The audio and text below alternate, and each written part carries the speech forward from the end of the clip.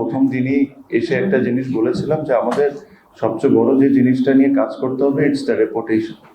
আর আপনি রেপুটেশনটাকে কিভাবে ঠিক করবেন?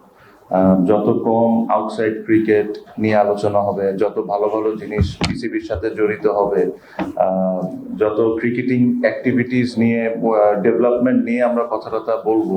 সো রেপুটেশন জিনিসটা এইভাবে আস্তে স্টেপ বাই স্টেপ জিনিসটাকে ঠিক করতে হবে। এটা একদিনে ঠিক হবে না, ঠিক এটা আস্তে আস্তে করে স্টেপ নিতে হবে। আমরা ওই স্টেপগুলোই নিচ্ছি। আমি আবারও বলি যে আমি যদি বসে চিন্তা করি যে কে 11 জনে খেলবে বা কে কেমনে ব্যাটিং করবে আর বোলিং করবে, এটা কিন্তু আমার কাজ না, এটা আমার দায়িত্ব না।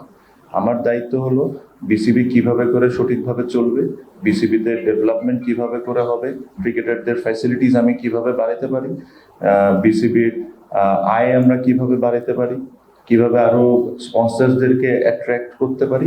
These are my jobs. So আমি ওই আমার জবের আন্ডারে যেসব জিনিস পড়ে আমি ওই জিনিসগুলো করার চেষ্টা করছি। মার্কেটিং ডিপার্টমেন্টের chairman mister Salman Ispahani, before I did this ceremony, I asked him that this is what I am doing. If you are happy, can I go ahead? উনিও ওনার অ্যাপ্রুভাল দিয়েছেন দেখে আজকে এখানে বসে পড়ছি। যদি কিছু না মনে করেন ক্রিকেট নিয়ে যে কেমন ব্যাটিং করা হচ্ছে না করা হচ্ছে, এটা যদি আমি নাই বলি বেটার। আমি কিছুক্ষণ আগে আমি একটা জিনিস বলেছি যে আমার কাজের অপশনস গুলা কি কি বা কি আমি কাজ করতে চাই, আমি অতটুকুর মধ্যেই আপাতত থাকতে চাই। ভালো প্রশ্ন করেছেন, এটার উত্তরটা হলো আমার জন্য না, বাংলাদেশ ক্রিকেট বোর্ডের সাথে ওনারা জড়িত হচ্ছেন। আমি ম্যাটার করি না। হ্যাঁ, আমাকে বাংলাদেশ ক্রিকেট বোর্ডে আমাকে বাংলাদেশ ক্রিকেট বোর্ডে একটা দায়িত্ব দেওয়া হয়েছে। এই দায়িত্বের মধ্যে আমার একটা রেসপন্সিবিলিটি পড়ে যে to reach out to sponsors. So ওই যখন আমি এটা রিচ আউট করেছি, ওনারা আমাকে ওই সম্মানটা করেছেন। But this is all about Bangladesh cricket board. We all need to remember Bangladesh cricket board is the সবচেয়ে বড় জিনিস, তারপরে ইন্ডিভিজুয়াল।